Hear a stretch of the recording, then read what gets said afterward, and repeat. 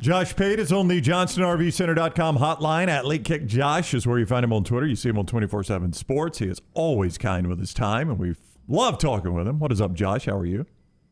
Well, what's up is the microwave's going off because my 2 packs of sugar-free apple cinnamon oatmeal are ready. But that's not the biggest news. Biggest news is I was doing a radio hit about 15 minutes ago, so I have not been able to listen to the show. I looked down at my phone, and one of my buddies who does watch the show, we'll call him Zach, said, just tell Dunaway to give you the same line of questioning he gave Montana Fouts. Okay, that's Jim. All I know. So I'm going to need to get some details. No, we don't need him to do that. I simply said, could I see your back seat? Without context, that's what I asked. And she obliged. So, Josh. She did show the back seat, Josh. So, Josh, can I see your back seat?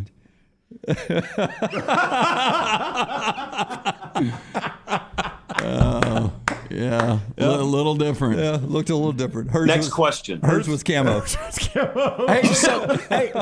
Yeah, hers was. You can't see mine anymore either, so that's true. Back to the apple cinnamon. I don't know why you're doing sugar-free. Is it Quaker? Because I used to do it in the packs, and I like mine thick. I would do 3 packs and not put too much water in it. I like the thickness. I don't know how you do yours. Is it Quaker, though? Yeah, you like your oatmeal like Dunaway likes his backyards, essentially, is what I hear. A little thick, yeah. Yeah, because some internet article told me to go sugar-free. That's essentially the way I live my entire life, based on what the internet tells me to do. No, that's fantastic. That's a good idea. So was it a spoof last night, or did you guys recently celebrate your 250th show? I couldn't tell if you were making fun of us with our 200th show, or if that really was a celebration of 250 shows of Late Kick Josh. Well, we really had 250. It was like a month ago. But the thing about me is I don't even celebrate my own birthday. I don't let people know what my birthday is. So the milestone stuff to me is not a big deal. So when we got to 250, I just told them, put the actual sentence, it is our 250th show, on the monitor. Go buy some balloons, inflate them halfway, and throw them in my face, and we'll just have some fun with it. And that's exactly what the crew did. I don't let the crew be seen on camera because we love theater of the imagination. So I had them put a hood on, even though they were indoors. They just threw the balloons in my face, and happy 250, I guess. Yeah. Happy 250. We'll do the same thing. So I am to believe that Lincoln Riley was only playing with the third best roster anytime he was in the college football playoffs, and he can do better than that at USC. Is that what I should believe? Yeah, I guess in theory, yeah, that's possible. Here's what got in their way. The thing about Lincoln Riley and the thing about talent acquisition in college football is even at 24/7, our folks on the rankings council would tell you, you have to understand how to interpret recruiting rankings. I'll give you an example. I could go out as Pate State University. I could get 25 5-star defensive players. I'd have the number 1 ranked recruiting class of all time. I would get drugged on the field on Saturdays because I couldn't score a point because I went and got whatever I got offensively. And with Lincoln Riley, they were great. I mean, they had multiple Heisman finalists, et cetera, at quarterback. But they didn't struggle to score points. They just couldn't stop molasses in December when it came to facing big-time teams in the playoff. I mean, Georgia hung half 100 on them. Alabama, 28-0 before they even got off the bus. And so it's the line of scrimmage. It's defensive football. It's defensive, not only player acquisition, but player evaluation. Because sometimes you look at those guys' offer lists and you say, did they beat out anyone? For a lot of defensive players, they had their moments. But that's one of those great unknowns. Like, he brought Alex Grinch with him, defensive coordinator, same one he had at Oklahoma, to USC.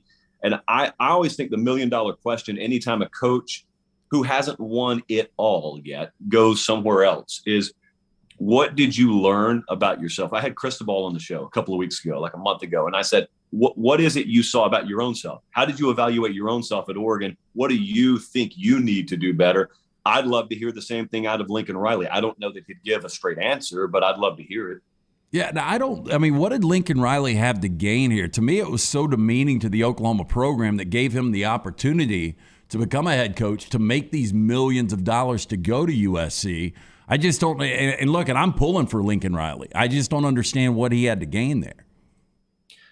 If you're asking me personally, I wouldn't view it as having much to gain. Maybe I prioritize different things than Lincoln Riley. Like I'm not someone, to be clear, who looks at the West Coast lifestyle and the lifestyle in Oklahoma and envies the West Coast lifestyle. That's nothing against those folks. I just love a different setting, I guess. So it's the same thing with a Lincoln Riley. And it's the same thing I just said a second ago. I don't know that you would get a straight answer out of him. I know you're going to get what they tell him to say or what he thinks needs to be put out there publicly.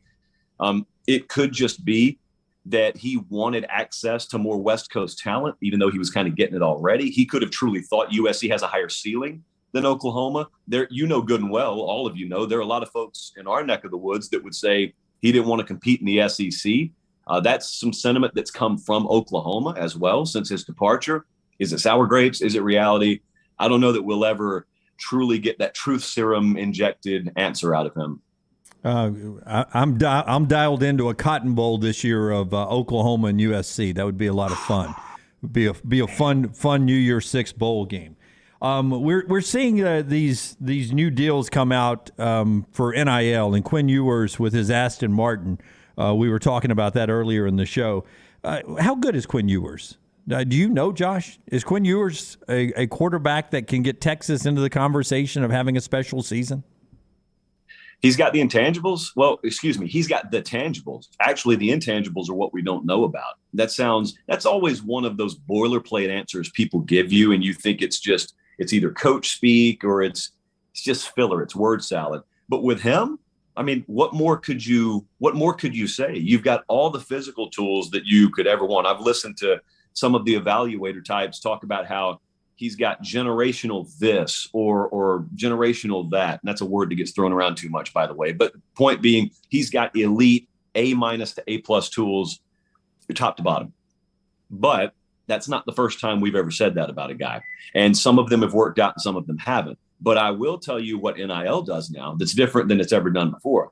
It used to be that if a guy had all world hype, but he came in and he didn't pan out, he was just a college kid who didn't pan out. And yeah, he's a footnote in history, but life goes on. What happens now if you treat a college kid who's never done anything like an NFL player, and they get endorsement deals and they get millions of dollars, and then they don't pan out? Because what I think is about to happen is, as much scrutiny as college players have lived under, I think the extremely focused and targeted scrutiny of the high-level NIL players is about to ramp up tenfold. Because I think in the subconscious of the college football public's mind, previously they were willing to treat college athletes differently than pro athletes. They're kids, they're pros. We understood there was a clear delineation. But now if I got a kid cashing 7-figure checks, driving an Aston Martin around Austin, Texas, before he's ever scored a touchdown here, if he doesn't score me enough touchdowns, I'm going to be a little more salty than I would have in a prior generation. And for the folks banging that NIL drum now, and they want a consequence-free environment with which to live in this perfect NIL utopia, understand that doesn't exist.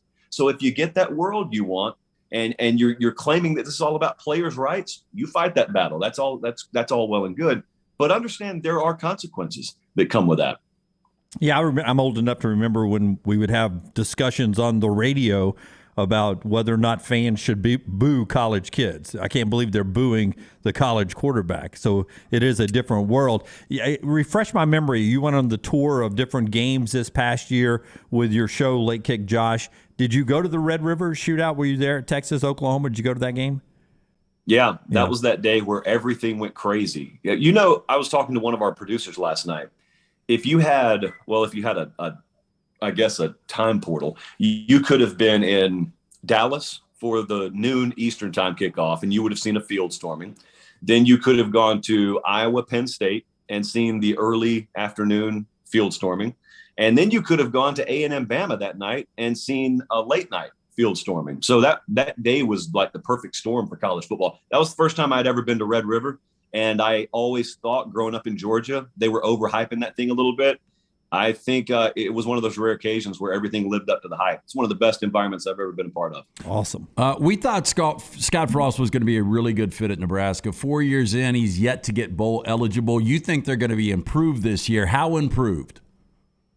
Well, so their Vegas over/under win total 7.5, which is noteworthy because they, like you said, they haven't made a bowl. They haven't been above 500 under Frost. Look, part of this is not necessarily me claiming that they're about to reinvent the wheel up there. Part of it's just they play a very, very manageable schedule. To give you an idea of how manageable, they got Oklahoma coming in there week 3. Outside of that, they may be favored in every game until week 8. They could go to Purdue in like week 7, be 5-1 or 6-0 if they pull one upset. And that upset over Oklahoma would not be a huge upset. They're only a 4-point dog, not 14. They're a 4-point dog at home in week 3. So part of it's that.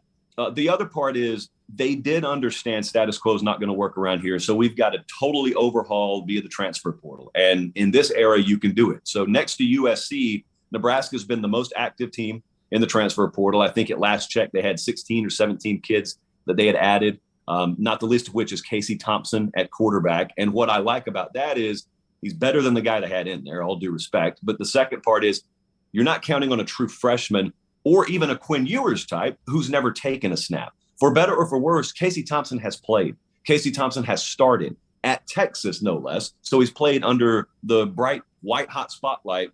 So at least if you go down this year, you go down swinging with better players than you had. But I'm like you. I didn't think there was a better puzzle piece fit in all of college football 4 or 5 years ago than Scott Frost going to Nebraska. And as it turns out, and this is just the way of college football, that UCF job's better than Nebraska now. All right, he is Josh Pate. At Late Kick Josh is where you find him. You see him at 24/7 Sports. He's about to go eat his oatmeal. Thank you, Josh. Have a great day. Reheat it. Reheat it. Perfect outro. Appreciate it, guys. See ya. Josh with us on the JohnstonRVCenter.com hotline.